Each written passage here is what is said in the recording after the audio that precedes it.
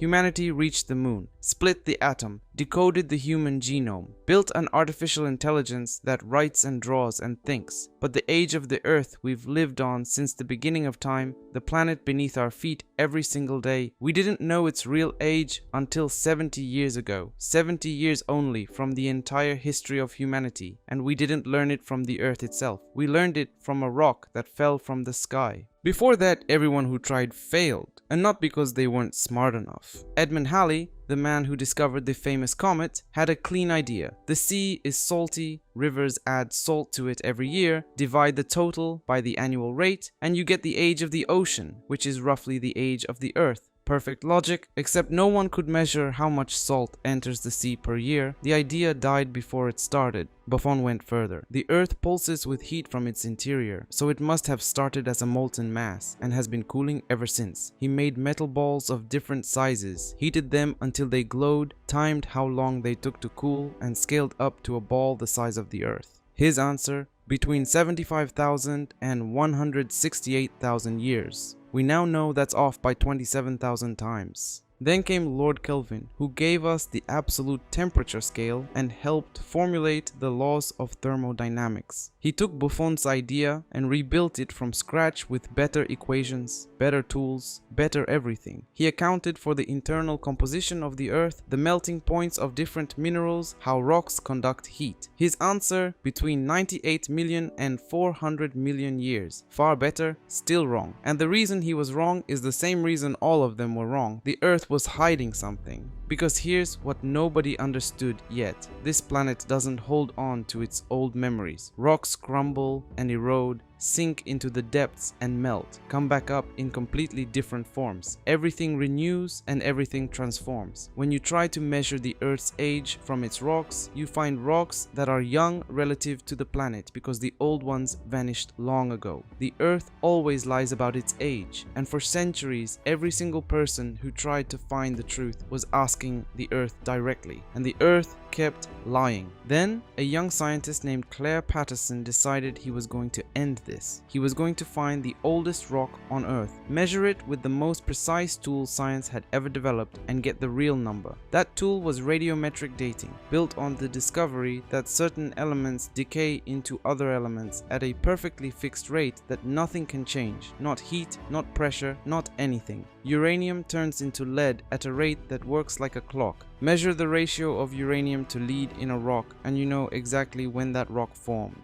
Patterson had the tool. Now he needed the rock. He searched for 1 year, then 2, then 3. He traveled, collected samples, came back, analyzed, and was disappointed every time. The rocks were either contaminated or not old enough.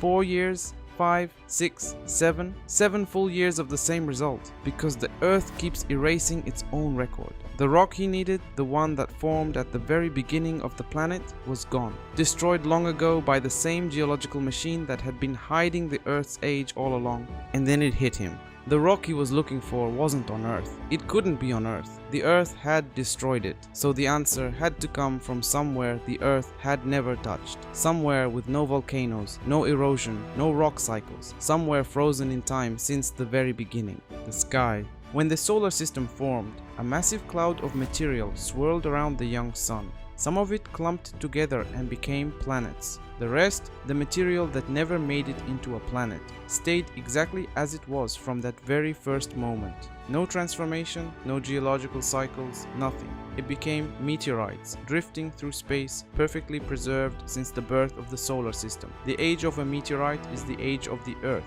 Measure one and you measure everything. Patterson got his hands on fragments of a meteorite called Canyon Diablo, which had fallen in the Arizona desert thousands of years ago and left a crater over a kilometer wide that you can still visit today. He isolated the pieces with extreme precision in clean conditions so that nothing from the outside could contaminate them. He ran the analysis. And in 1956, he stood before the scientific community and gave them the number 4.55 billion years. One man, 7 years of failure, a rock from space, and suddenly humanity knew not just the age of the Earth, but the age of the entire solar system. The confirmations came from every direction. Rare ancient rocks found later from the deepest layers of the Earth, the same number. Moon rocks brought back by Apollo astronauts between 1969 and 1972, the same number. Fragments from Mars that had been blasted off by cosmic collisions and eventually landed here, the same number. The number accepted today, after decades of refinement, is 4.53 billion years. For all of human history, we lived on this planet without knowing how old it was. We built civilizations on it. We mapped every inch of it. We studied it from every angle imaginable. And it kept its secret from us the whole time, until a young scientist stopped asking the Earth and looked up instead. The answer was never here. It came from a rock that fell from the sky. The answer was never here. It came from a rock that fell from the sky.